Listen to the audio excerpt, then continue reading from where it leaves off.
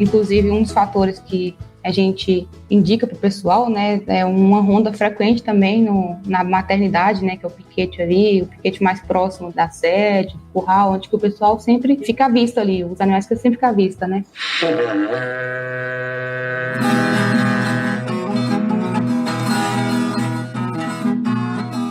E aí, pessoa! Seja muito bem-vindo, muito bem-vinda ao CanivetCast, o podcast da Nutripura Nutrição e Pastagem, que tem como obrigação preparar o pecuarista para o futuro, elevando o patamar da pecuária brasileira. E nesse episódio aqui, nós temos a terceira pé de música no Fantástico, viu, Kátia? Você tá na segunda... na terceira pé de música no Fantástico.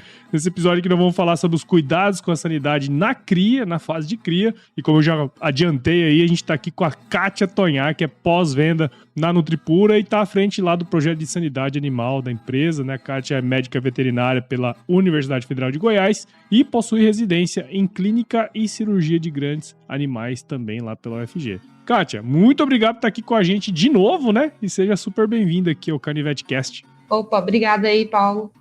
Não feliz de poder gravar novamente mais um aqui, né? E falar novamente sobre um tema importante, que é a sanidade, né? E agora voltada para a cria, né? Uma fase muito, muito importante também aí na cadeia da bovinocultura. É isso aí. E a cria é uma fase super interessante, assim, né? Porque a gente percebe que na cria, o produtor, ele precisa ser mais criterioso, né? Porque, assim, não dá pra você deixar de tratar um bezerro, não dá pra você não cuidar dele, né? Porque se você perde um desses bezerros, é um custo muito grande, né, Kátia? Ah, não, sim, com certeza, né? Vem um prejuízo ali na frente pro pecuarista, né? Então, assim, entender que a importância na prevenção vai ser melhor para ele, né? Então, assim, de fato, começa ali desde o início, antes do nascimento do bezerro, né? Bom, para quem quiser conhecer um pouquinho mais da história da Kátia, é só colar lá no CanivetCast 11, né, Kátia? Que você participou lá com a gente, falando sobre sanidade. E nesse caso, quero já entrar aqui direto no assunto, né, dessa questão da cria, porque é o seguinte, como eu estava falando ali antes, a cria é uma fase que a gente precisa ter muita atenção para que a gente tenha sucesso nela, né? Porque a hora que a gente para analisar, numa fazenda de 500 vacas, se a gente tiver uma taxa de natalidade de 60%, 70% e ainda perder bezerro, é uma coisa horrível. Sim. Qualquer cuidado, ele é muito pouco. E aí, quando a gente pensa no bezerro, se a gente fizer uma relação, né, com o ser humano, o bezerro é um nenenzinho, né? E aí precisa de muitos cuidados ali, é uma fase bem sensível, né? Conta pra gente o porquê que essa é uma fase tão sensível, quais são as coisas que estão envolvidas aí nesse processo. Bom, essa fase aí que o animal vai adquirir a imunidade, né? Então, assim, muito importante para ele no decorrer da vida, ter uma colostragem, né? Receber o colostro da mãe, para ter essa imunidade, chamada imunidade passiva, que é quando ele adquire a imunidade através do colostro. Uhum. E, além disso, ao nascimento ali, ele deixa uma porta de entrada ali, que se não tiver um cuidado, né, pode entrar agentes patogênicos aí e disseminar, provocar as doenças no animal. No caso, o umbigo ali, né, fica exposto e aberto, então tem que ter uma importância grande na cura do umbigo, como o pessoal fala, né, então, assim, é bastante importante cuidar nessa parte aí, e antes também, né, do bezerro vir nascer, né, cuidar das matrizes. O ambiente em si é um ambiente que o animal vai ter um desafio muito grande ali, então tem que prestar atenção na questão da higiene, tanto ali do bebedouro, do pasto, do coxo, né? Então, pensando na saúde da mãe e do bezerro, né? Cara, e é interessante você falar isso, né? Porque, assim, óbvio, nós estamos falando muito mais do universo da bovinocultura de corte, mas da bovinocultura de leite isso é mais comum. A gente percebe que tem um trato um pouco mais intensivo em cima do bezerro, justamente porque, pô, a gente precisa estar em cima ali direto, né? Essa diferença, assim, você percebe isso também no campo? Sim, não, é diferente, né? A quantidade de animal também torna-se maior, né, no corte, pensando ali também nesse manejo. Inclusive, um dos fatores que a gente indica para o pessoal, né, é uma ronda frequente também na maternidade, né, que é o piquete ali, o piquete mais próximo da sede, do curral, onde que o pessoal sempre fica à vista ali, os animais que sempre ficam à vista, né. Uhum. Então, uma ronda ali, no mínimo, 2 vezes por dia. Então, sempre que der, ir na maternidade, porque tem animal nascendo, complicações no parto, animal que não ingeriu colostro, aí vai precisar fazer uma colostragem, e todo esse cuidado com o animal. E todo o manejo de reprodução na fazenda influencia nisso também, né? Porque se a gente pegar aí esses manejos que a gente faz de IATF e tudo mais, a gente tem uma concentração da aparição, né? Esse cuidado tem que ser redobrado nesse sentido. Agora, as fazendas que não têm essa concentração, que pare direto, né? Então tem que estar sempre fazendo essa rotina, né, Kátia? Sim, não, isso é muito importante também, justamente, né? O acompanhamento ali desde antes, de quando for criar o animal, né? De quando for inseminar. E, Kátia, conta pra gente, assim, a gente tem várias doenças, né, que podem acometer aí a bezerrada. Em regra geral, dentre as que são mais comuns, assim, teria como você falar pra gente quais são as principais que se tem notícia, né? Conta um pouquinho pra gente essa parte. Bom, os principais dessa fase aí, né, a gente se depara com diarreia, pneumonia, as infecções ali no umbigo, né, chamadas onfaloflebite. Tem outras, né, carbúnculo, que é uma clostridiose. Além disso, tem os parasitas, né, endo- e ectoparasitas, as verminoses, tem a tristeza parasitária bovina, né, digamos assim, o terror no leite, no corte, o pessoal chama tristezinha. Então, essas doenças, muitas das vezes, não for identificada no início, leva o animal ao óbito, né, e também perdas que deixam sequelas ali para a vida do animal, né. Mas, assim, antes de tudo, é muito importante ter um veterinário, né, ali, você chamar o veterinário para fazer esse atendimento, ter programado um calendário vacinal para os animais, de poder instruir o pessoal no cuidado ali, na questão da identificação, do tratamento desses animais, de como isso deve ser feito. E assim, desse ponto, né, você comentou aí de algumas, né? Teria como você dar uma listagem, falar assim, pô, mais ou menos o que causa, por quê, né, os sintomas, como que a gente pode tratar cada uma delas? Bom, maioria causadas aí por bactérias, vírus, protozoários, né, por exemplo, diarreia também, né. Além disso, a diarreia vai levar a uma desidratação intensa no animal, pode levar a óbito, né, então, assim, é muito importante realizar uma hidratação no animal, né, cuidar desse suporte ao animal. Identificar o agente e por meio de exames, né, coprocultura, exames de sangue também, e fazer a prevenção, né, de acordo com os agentes aí, pensando em uma higiene do local, a limpeza do bebedouro, né, no local que o animal está, a pneumonia também, um estresse que o animal tem, questão de chuvas, mudança climática, o desmame também, nessa parte aí, a gente já pensando no finalzinho ali na transição, né, um estresse imenso para o animal, então se atentar também nessa transição da fase de cria para recria, né, Por exemplo, tem um cabúnculo sintomático também, lembrando aqui de uma situação que eu pude acompanhar na residência, um animal que chegou, na verdade, já tinha sido morto, né, chegou para fazer a necrópsia, a gente identificava o animal, se olhar assim, morte súbita, né, animal saudável, bem, aparentemente, né, sem mostrou nenhum sintoma, e era um animal em bom estado nutricional. Então, como a gente realizou o procedimento de necrópsia e conseguiu identificar, e eu lembro até hoje o cheiro, né, como que marca dessa enfermidade, ela causa uma crepitação, né, então as bolhas no local era num membro do animal, aí a gente palpava assim e ouvia o crepitar. Além disso, tinha um cheiro de rançoso, como se fosse manteiga rançosa. Patologista, eu gosto sempre de lembrar comida, essas coisas assim, aí eu fico fácil de lembrar. Fazendo a necrópsia lembrando de comida, né? Não é bacana não, né? Mas aí eu lembro do cheiro até hoje, né? Aí eu falo assim, não vou esquecer mais. Então, assim, isso é um animal bem, né? Um animal saudável, nutricionalmente. Então, assim, aí perder um animal, uma morte súbita, poucas horas ali, o animal pode morrer. Então, a gente deparou com alguns casos aí, tristeza parasitária bovina, o animal fica muito apático, as mucosas, vocês vão notar a mucosa ocular, por exemplo, e a mucosa oral, né, ali na gengiva, você vai olhar que tá pálida, né, pode estar pálida até ictérica, né, e aí chegando a uma fase dessa aí, o animal, é difícil de recuperar o animal, né, o animal precisa de um tratamento, podendo precisar também realizar uma transfusão sanguínea, né, e fazer uns exames de sangue para poder identificar. Então, assim, é muito importante mesmo ter esse suporte, né? Então, chamar um veterinário para poder programar certinho como que identifica os animais com essas doenças, como cuidar do animal antes, né? A prevenção ali, para evitar que tenha essas perdas, né? Sim. Não sei se eu tô certo, mas eu acredito que pelo que você comentou, a gente tem 3 momentos aí. O primeiro é o planejamento ali, prévio, né? Pra gente, na verdade, não ter a doença, né? O ideal é a gente não ter. Se tá tendo a doença, quer dizer que a gente já perdeu.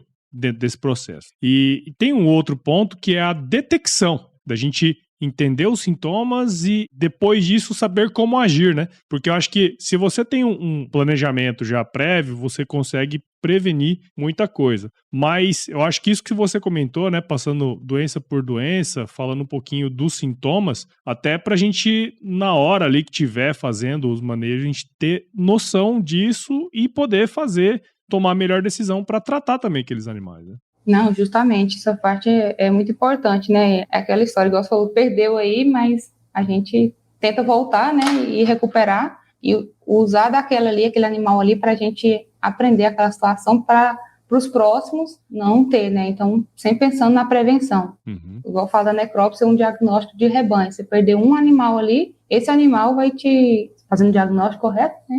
Vai te ajudar a prevenir que outros animais venham a óbito, né? E ter uma perda maior. Então, isso é muito importante. E a gente comentou bastante sobre isso no último episódio, né? No episódio número 11, né? Sim. Se a gente não tem a noção do que está acontecendo, né? Não consegue fazer esse diagnóstico, provavelmente vai acontecer de novo, né? Uma coisa que a gente não quer que aconteça, né? Sim, justamente. E deixa eu te falar, você comentou de um exemplo, né? Do carbúnculo e tal. Você tem mais exemplos, assim, de ações como essa que você pode trazer pra gente, não? Tem um caso interessante, assim, digamos até especial, que foi o meu trabalho de conclusão de residência de uma bezerra de leite, né, que teve uma onfoflebite, identificada com um abscesso ali no umbigo, né? Uhum. Esse abscesso se estendeu para o fígado, né, tendo diversos abscessos no fígado, e a veia umbilical, que conecta do umbigo até o fígado, estava espessada, repleta de pus, então, assim, praticamente um diagnóstico desfavorável para o animal. O animal tinha 4 dias de vida, bem novinho, né? E aí a gente realizou um procedimento, como era no hospital, né? Na faculdade, a gente realizou o procedimento cirúrgico no animal, que muitas das vezes no campo é difícil de realizar. Pensando também no pós-operatório, né? Porque é um pós-operatório intenso. E ali no hospital o animal fica no cuidado ali diariamente, né? Monitorado. Aí no campo é outra realidade, a gente não consegue ter todo esse suporte de garantir isso, né? Uhum. Então, aí a gente acabou fazendo desse animal que tinha uma onfoflebite, né? E realizando esse procedimento cirúrgico da remoção desse abscesso, fizemos até uma palavra digamos assim, difícil de falar, marsupialização da veia umbilical. Uhum. A gente transfere a veia umbilical e o umbigo do animal lateral, assim, para poder conseguir remover todo esse conteúdo purulento da veia, porque a gente não conseguiu pinçar e remover a veia, porque era muito espesso, poderia ter uma contaminação na cavidade abdominal, enfim, só prejuízo para o animal. Eu não poderia vir a óbito, no caso. Mas fizemos um procedimento, tudo ok, o pós-operatório também, o animal ficou bem. E era um manejo que poderia ser evitado, pensando ali numa boa cura do umbigo, né? Uhum. Uma ação simples, que aí poderia ser evitado todo esse estresse para o animal. Mas o animal está bem hoje, assim, uma notícia dele um tempo atrás, o animal está bem, é uma vaca, deve estar já inseminada já, mas é um cuidado que deveria ter tido no início para poder evitar todo esse processo. E os cuidados, né, na cria, eles são rotineiros, né? Que é justamente isso. Quer dizer, você tem que estar ali fazendo a cura todos os dias, fazendo a ronda, entendendo, olhando, observando, né? Eu acho que esse é um processo interessante. E aí, puxando para essa questão, né, dos procedimentos, de como a gente trabalha em cima deles, no episódio anterior, você falou bastante do processamento sanitário, só que mais focado ali no confinamento, né, dos animais que chegam, né, como que a gente faz para organizar isso, né? Mas no caso do bezerro em si, né, a gente tem um protocolo de processamento desses animais, tem como elaborar isso? Você pode falar um pouquinho mais sobre isso pra gente? Não, sim, tem também no bezerro, a gente começa ali, né? É fundamental ter esse planejamento antes, né, das vacinas, de protocolo, desde a cura ali do umbigo, né, pensando, né, então, suporte do veterinário ali na fazenda, ele guia e faz esse planejamento para ter uma boa saúde dos animais ali do rebanho. Então, quando o animal nasce ali, né, você fica atento, na verdade, se o animal começou a ter a primeira mamada ali, né? Uhum. Então, se ele ingeriu o colostro ali nas primeiras horas. E aí, ficar atento. Se esse animal não ingeriu o colostro, por exemplo, né? Você vê que o animal tá um animal mais fraco, mais apático, tá com o flanco, o pessoal chama vazio, né? Mais fundo. Você vê que o animal não se alimentou, esse animal se transforma em um animal, o pessoal costuma falar, um animal guacho. Aí, esse guacho é separado, retirado do piquete, coloca em outro animal, uma vaca pode estar amamentando ele, ou ser fornecido o leite na mamadeira, quando tem esse suporte. E uma equipe para poder fazer. Aí ali no nascimento realiza a cura do umbigo do animal, inclusive é importante, né, a gente fala a cura do umbigo, mas como fazer, né, é importante fazer com a tintura de iodo a 10%, que ela faz fechar essa porta de entrada, né, que tem para o organismo do animal. Ali no umbigo tem a veia umbilical que vai para o fígado, que pode levar ao abscesso hepático, tem 2 artérias ali, tem o úraco, que vai para a bexiga, e pode ter várias doenças, né, como poliartrite, acabou que eu nem comentei, mas decorrente de uma má cura do umbigo, né, ali uma infecção no umbigo, vai ter uma poliartrite, pode ter abscessos hepáticos também, então muito importante realizar essa cura do umbigo. Eu não recomendo cortar o umbigo, porque você diminui ali o trajeto do agente para chegar na porta de entrada mesmo, né, então assim, se conseguir fazer essa cura do umbigo aí, o umbigo vai secar e vai cair, a parte maiorzinha. E juntamente pode estar fazendo um antiparasitário ali para poder prevenção de miríase, né, a famosa bicheira, né, até porque não é um cuidado intenso igual tem no leite, né, no corte tem mais animais, né, então assim, acaba que mesmo que a gente recomenda fazer uma ronda aí de 2 vezes no dia, ou pelo menos uma vez, tem situações que o pessoal acaba não fazendo, então, mas não justifica fazer só isso, né, é muito importante fazer essas rondas também. Ali entre mais ou menos uns 2 meses de idade, de acordo com a bula também você vai avaliar sempre a primeira dose da vacina para clostridiose, né? A gente comentou isso do carbúnculo sintomático, né? Depois faz o reforço, né? Esses animais que não foram vacinados, né? Faz o reforço, depois anual. E pode estar fazendo lá na recria, quando faz a desmama. Fazer a de raiva também, muito importante, a vacinação de raiva, a dose e reforço, né? E repetir ali, dependendo para onde o animal foi, se ela for para a recria, né? Para ser confinado depois. Mas pensando nesse sentido mesmo, né? É importante, então, a vacina de coccidiose, de raiva, os antiparasitários, né? Tanto o ectoparasita quanto endoparasita. Vacina também de pneumonia, muito importante, né? Um outro fator que atinge os animais, esses bezerros também. Só atentar sempre, né, a indicação do veterinário na fazenda, né, sobre quais vacinas fazer, quando fazer, o veterinário vai saber instruir corretamente. Ler a bula também é muito importante, porque tem medicamentos que são recomendados e vacina para animais a partir de certa idade, então, assim, na dúvida, sempre procurar, né, o veterinário e ler a bula ali no momento. Acho que é mais voltada para isso mesmo. E tem um ponto também que eu acho que é legal se a gente pudesse comentar nisso, né? Você comentou lá atrás dessa parte do pré-parto, porque é bom que o piquete de maternidade fique próximo, né? Em termos de estrutura, tem algo aí interessante para se ter? Como que você traz essa questão? Tem que ser sempre atento, né? Próximo ali da sede ou do curral, né? Que o pessoal sempre fique de olho nos animais. Então, ter bebedouro limpo, o coxo também, né? Ter atento no pasto também, se não há algum material que possa machucar os animais. Outro fator importante também é a qualidade da água, né? Da onde que a água vem, se é de bebedouro, se é córrego, se é alguma represa. É mais voltada pensando nisso mesmo. Era essa a sua pergunta?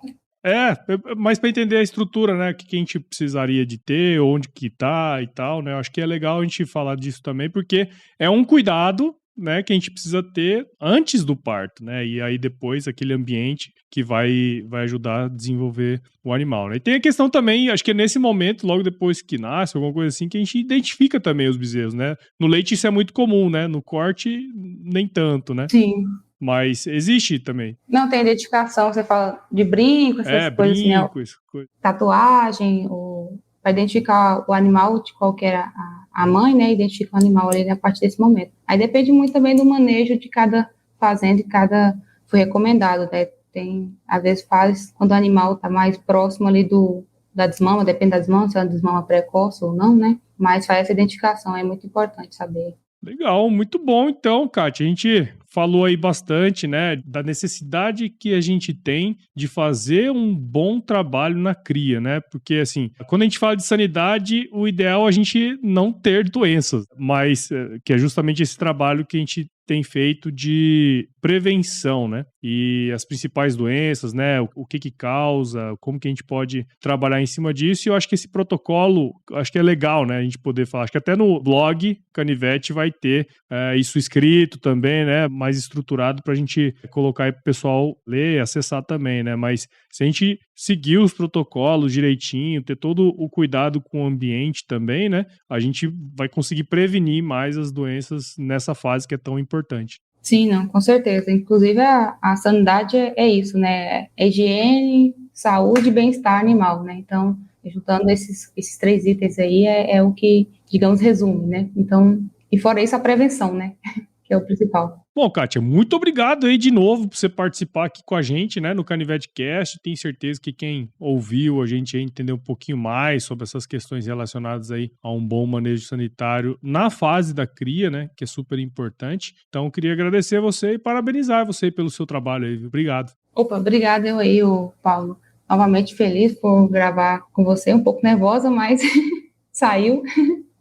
A gente acha que muda, mas não muda não. E fiquei muito feliz, muito obrigada mesmo, espero ter passado um pouco de conteúdo aí, ter trocado essa ideia, foi bacana aí com você, que o pessoal possa ouvir, né, e também ouvir o outro, né, foi bacana também, a gente falou um pouco, bem interessante. Conta pra gente aí, pra quem quiser seguir o seu trabalho, onde que a gente pode te encontrar? Bom, tem no LinkedIn, Kátia Rocha Tonhar, tem no Instagram também, @Kátia_Tonhar, aí pode estar procurando lá, eu costumo postar um pouco sobre minha rotina ali, trabalho também, não só trabalho, mas tem uma rotina de trabalho, sempre estou postando ali, então podem acompanhar lá. Show de bola. Então, os contatos aí da Kátia vai estar tudo na descrição do episódio. E para você que ouviu esse episódio até agora, né? Tenho certeza que você viu o valor nesse conteúdo, então considere compartilhar com alguém aí que vai precisar saber um pouquinho mais sobre como realizar esse manejo sanitário nessa fase tão importante que é da cria. O podcast ele cresce na medida em que você participa junto com a gente dentro desse processo. Então, siga o Canivete Cast em seu agregador de podcast favorito. Acompanhe também os episódios lá no Agro Resenha Podcast. Siga a Nutripura nas redes sociais, só procurar lá por @Nutripura no Instagram, Facebook, LinkedIn e YouTube. E visite o site da Nutripura também, o www.nutripura.com.br. Acesse lá o blog Canivete, que nós comentamos aqui agora. Daqui a pouquinho vai ter um artigo sobre isso aqui também. Então, lá você vai encontrar o melhor conteúdo técnico sobre pecuária na internet. Essa é a minha visão, cara. Tenho certeza que você vai gostar lá de todos os conteúdos que estão lá. Tá certo? Kátia, de novo, obrigado aí pelo seu tempo, viu? Tenho certeza que o pessoal curtiu demais e me despeço de você. Tudo de bom pra você, fique com Deus e se chover não se amanhã a horta, tá bom? Falou, valeu, obrigado. Valeu.